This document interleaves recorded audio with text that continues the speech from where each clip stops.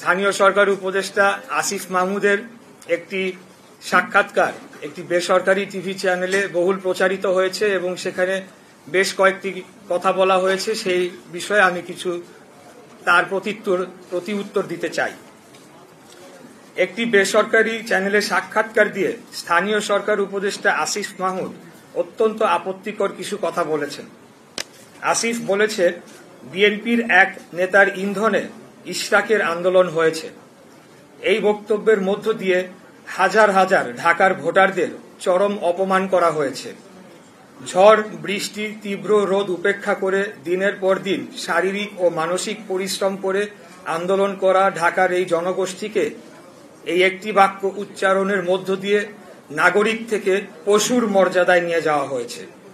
এটার জন্য তাকে অবশ্যই নাগরিকদের কাছে ক্ষমা চাইতে হবে। দ্বিতীয়, আসিফ আরেকটা কথা বলেছে, ইশরাককে মিসগাইড করা হয়েছে। এই বক্তব্যের মধ্য দিয়ে তিনি ঔদ্ধত্যপূর্ণ আচরণ করেছেন। তিনি অন্যদের চেয়ে নিজেকে শ্রেষ্ঠ এবং আমাকে ব্যক্তিগতভাবে চরমভাবে হেয় করেছেন। আমাদের ঢাকা নগরবাসীর স্বতঃস্ফূর্ত এই আন্দোলনকে এইভাবে অপমান করার বিরুদ্ধে তীব্র নিন্দা ও প্রতিবাদ জানাচ্ছি। ঢাকার অধিবাসীদের প্রতি চরম অবমাননাকর এই বক্তব্যের জন্য তাকে ক্ষমা চাওয়ার দাবি জানাচ্ছি।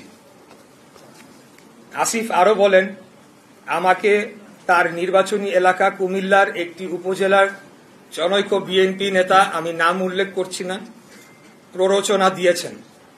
এই আন্দোলনে অর্থ ও লজিস্টিক্স দিয়েছেন এবং তার কাছে নাকি প্রমাণ রয়েছে। এই প্রমাণ তিনি জাতির সামনে তুলে ধরবেন, অন্যথায় তাকে প্রকাশ্যে ক্ষমা চাইতে হবে। এখানেই তিনি থেমে থাকেন নাই। তিনি বলেছেন, বিএনপির একটি অংশের সরকারের সাথে বোঝাপড়ার দূরত্ব তৈরি হওয়ার কারণে আমাকে ব্যবহার করা হয়েছে। তিনি বিএনপির মতো ঐতিহ্যবাহী পুরনো বৃহৎ রাজনৈতিক দলকে হেয় করেছেন এবং একটি অসত্য অভিযোগ তুলেছেন। তিনি নিজেকে বিশাল কোনো মহামানব হিসেবে উপস্থাপন করেছেন। উনি হয়তো ভুলে গেছেন ওনার জন্মের আগে বিএনপির জন্ম হয়েছে। আসিফ এটাও বলেছে, আমার পক্ষ থেকে যারা নেগোশিয়েট করতে এসেছেন তারা সোললি আমার পক্ষে নেগোশিয়েট করেন নাই। আমার বিষয়টি সম্পূর্ণ আইনি, এখানে নেগোশিয়েট করার কোনো সুযোগ নেই। আদালত স্পষ্ট করে রায়ের মাধ্যমে কি করতে হবে তা বলে দিয়েছে। তাহলে নেগোশিয়েট কারা করেছে তা আমাকে জানাতে হবে, কারণ একমাত্র আমাদের দলীয় প্রধানের বাইরে অন্য কোনো ব্যক্তিকে আদালতের রায় কার্যকর সংক্রান্ত যোগাযোগ ছাড়া অন্য কোনো কথা বলার সম্মতি আমি দেই নাই। আশা করি এই লাইনটি বুঝতে পেরেছেন আপনারা। তার এই অস্পষ্ট কথাবার্তায় প্রতীয়মান হয় তিনি হয় মিথ্যা বলছেন, না হয় তার বুদ্ধিমত্তা স্থানীয় সরকার মন্ত্রণালয় চালানোর জন্য সম্পূর্ণ অযোগ্য। আসিফ বলেন, ইশরাক হোসেন অত্যন্ত দম্ভ ভরে ও অহংকারের সাথে সরকার কর্তৃক প্রশাসক হওয়ার প্রস্তাব প্রত্যাখ্যান করেছেন। বরঞ্চ বিনয়ের সাথে এটি প্রত্যাখ্যান করার কারণ হিসাবে বলতে হবে, একজন বৈধ নির্বাচিত জনপ্রতিনিধি ও রাজনীতিবিদের জন্য এই প্রস্তাব অপমানজনক।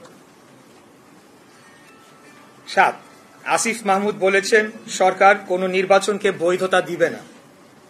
এটা কোন প্রক্রিয়ায় বাস্তবায়ন করা হবে এবং কবে, এটি প্রশ্ন রয়েছে।